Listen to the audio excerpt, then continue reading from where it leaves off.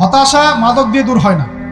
হতাশা দূর হবে, বলে দিব, তিনটা জিনিস, মাত্র তিনটা। কয়টা ভাই? এক, 5 ওয়াক্ত নামাজ। এক কি? নামাজে আপনি অজু করে সেজদা দেন, ইনশাল্লাহ আপনার মনে প্রশান্তি না আসলে আমাকে এসে বলেন যে আসে না। চোখের পানি, মনের আবেগ যা আছে আপনার ভিতরে, কষ্ট, দুঃখ, যন্ত্রণা, সব আল্লাহকে ঢেলে দিবেন ইনশাল্লাহ। নিজের আবেগ ধরে রাখবেন এখানে, আপনি আল্লাহর জন্য ঢেলে দিবেন। মানুষকে আবেগ দেখা কি লাভ? মানুষ আপনার চোখের পানির মর্ম বুঝবে? মানুষ কি মানুষের চোখের পানির মর্ম বুঝে? আপনার পিতা যদি মারা যায়, আমার কাছে এসে দোয়া চান কান্নাকাটি করে, আমি দোয়া করতে পারবো, কিন্তু আমি কিন্তু আপনার ফিলিংসটা বুঝতে পারবো না। আপনার অনুভূতি কে বুঝতে পারবেন? আল্লাহ পাক আপনার ঘাড়ের রগের চেয়েও কাছে আছে। সুবহানাল্লাহ, সুবহান আল্লাহ পাক ঘাড়ের রগের চেয়ে কাছে আছে। গতকালকে বাংলাদেশের একজন বরেণ্য আলেমের সাথে একটা কনফারেন্সে ছিলাম। উনি বলছিলেন যে এক ব্যক্তি, এটা শোনেন, এক ব্যক্তি খুব তার শখ যে তিনি সাহাবীদের মতো নামাজ পড়া শিখবেন। কথা বুঝতে পারছেন? সাহাবীদের মতো নামাজ শিখবেন। তো একজন বরেণ্য আলেমের কাছে এসেছেন, এসে বলছেন যে আমাকে সাহাবীদের মতো নামাজ শিখিয়ে দেন। তখন সেই আলেম আরেকজন আলেমের সন্ধান দিয়েছেন যে তুমি তার কাছে যাও, তিনি শেখাবেন।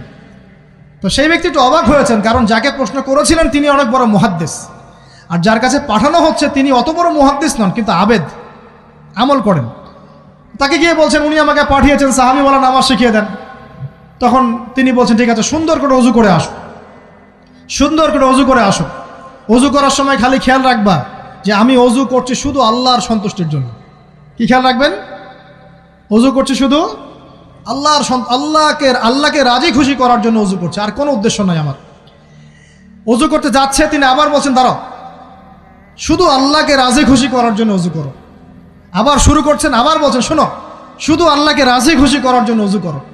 এভাবে বলতেই আছেন। নামাজে দাঁড়িয়েছেন, দাঁড়ানোর আগে বলছেন শোনো, শুধু আল্লাহকে রাজি খুশি করার জন্য নামাজ পড়ো। বলতেই আছেন। এক পর্যায়ে সে ব্যক্তি নামাজ শুরু করলো। নামাজে মনোযোগ এদিক ওদিকে যায়, আর তার মাথায় এটা আসে, এই শুধু আল্লাহকে রাজি খুশি করার জন্য আমাকে নামাজ পড়তে হবে, শুধু আল্লাহকে রাজি খুশি করার জন্য নামাজ পড়তে হবে। এই চিন্তা তার মনের মধ্যে ঘুরপাক খাচ্ছে। এভাবে নামাজটা সে শেষ করেছে। শেষ করে চিন্তা করছে যে নামাজ তো পুরোপুরি মনোযোগ দিতে পারলাম না। বারবার মাথার মধ্যে এরকম চিন্তা আসছে, আল্লাহ আমাকে তুমি মাফ করে দাও, নামাজটা আমার মনে হলো না ঠিক মতো। তখন সে ফিরে এসে তার সে ওস্তাদকে বলছেন আমার তো নামাজ এরকম করে পড়লাম, কিন্তু শেষমেশ মনে হলো যে নামাজটা হয়তো কবুল হয় নাই, আল্লাহর কাছে খুব মাফ চাইলাম, আল্লাহ আমাকে মাফ করে দাও, নামাজটা মনে হলো না। তখন সেই যে প্রথম ব্যক্তি যিনি পাঠিয়েছেন তিনি বলছেন এটাই হলো সাহাবীওয়ালা নামাজ। তারা আল্লাহকে রাজি খুশি করার জন্য নামাজ পড়তেন, নামাজ শেষ করে আল্লাহর কাছে ইস্তেগফার করতেন, আল্লাহ কিছুই হলো না, কিছুই হলো না। আমার কথা কি বুঝতে পারছেন? অতএব আল্লাহকে রাজি খুশি করার জন্যে আপনি আপনার আবেগ, আপনার ইবাদত সব ঢেলে দিবেন ইনশাআল্লাহ। অন্য কারো কাছে কিছু পাওয়ার আশা করব। আমাকে আল্লাহ পাঠিয়েছেন দুনিয়াতে নামাজ পড়তে, রোজা রাখতে, দিনের প্রচার করতে, দিনের জ্ঞান অর্জন করতে, এই তো। তা আমি একজন মেয়ের জন্য জীবন নষ্ট করে দিব কেন? আমি তাহলে আল্লাহর কাছে কি মুখ দেখাবো, আর নবীর কাছে কি মুখ দেখাবো? ওখানে গিয়ে বলবো আল্লাহ আমি আমার অমুক প্রেমিকার জন্য আশেক হয়ে একদম জীবন দিয়ে দিয়েছি, আত্মহত্যা করেছি। গেছে ভাই, যাইতে দেন। যে ব্যক্তি আপনার অবস্থানকে মূল্যায়ন করে নাই সে আপনার যোগ্য ছিল না।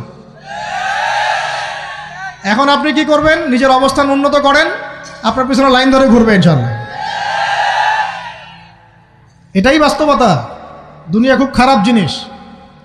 মানুষের অবস্থানকে মূল্যায়ন করে, মানুষের অবস্থানকেই মূল্যায়ন করে, কিন্তু আল্লাহ রাব্বুল আলামিন আপনাকে সর্বাবস্থায় ভালোবাসেন। আলহামদুলিল্লাহ।